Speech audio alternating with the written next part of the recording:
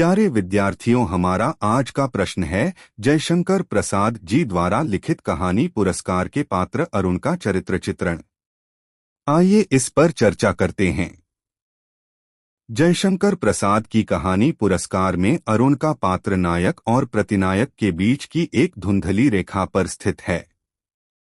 वह मगध का राजकुमार है जो महत्वाकांक्षा और प्रेम के अंतर्द्वंद्व को प्रदर्शित करता है। अरुण के चरित्र की मुख्य विशेषताएं निम्नलिखित हैं। नंबर 1, अत्यधिक महत्वाकांक्षी।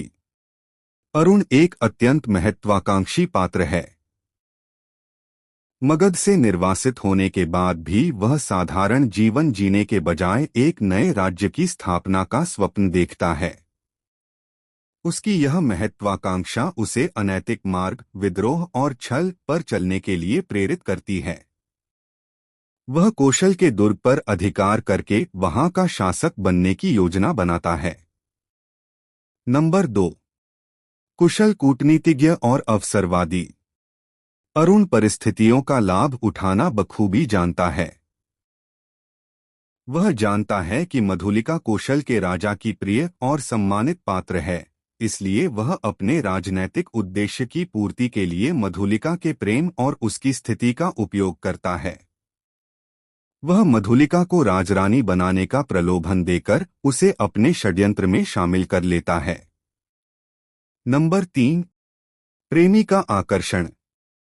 अरुण के व्यक्तित्व में एक आकर्षण है।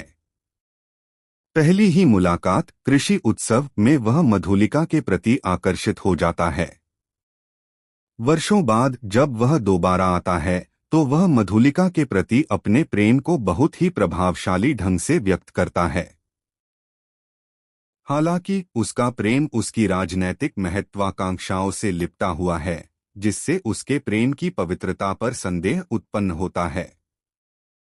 नंबर 4, साहसी और निडर। एक योद्धा के रूप में अरुण साहसी है। वह केवल 100 सैनिकों के साथ कौशल जैसे सुदृढ़ दुर्ग पर आक्रमण करने का साहस करता है। वह अपनी योजना को लेकर आश्वस्त है और अपनी विद्रोही स्थिति को स्वीकार करते हुए भी डरा हुआ नहीं है। वह सेनापति के सामने भी अपनी वीरता और बाहुबल की बात करता हुआ कहता है, बाहुबल ही तो वीरों की आजीविका है। नंबर 5, भावुक और पराजित। कहानी के अंत में जब मधुलिका उसे बंदी बनवा देती है तो अरुण विचलित नहीं होता।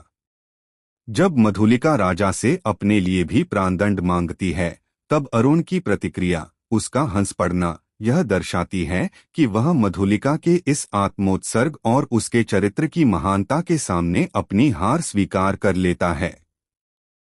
निष्कर्ष रूप में हम कह सकते हैं कि अरुण का चरित्र मधुलिका के चरित्र को उभारने के लिए गढ़ा गया है। जहां मधुलिका त्याग और राष्ट्र प्रेम का प्रतीक है, वहीं अरुण स्वार्थ और व्यक्तिगत सत्ता का प्रतीक है। वह एक ऐसा प्रेमी है जो प्रेम को साम्राज्य विस्तार की सीढ़ी बनाना चाहता था, लेकिन अंत में मधुलिका के नैतिक साहस के सामने वह बौना सिद्ध होता है। धन्यवाद।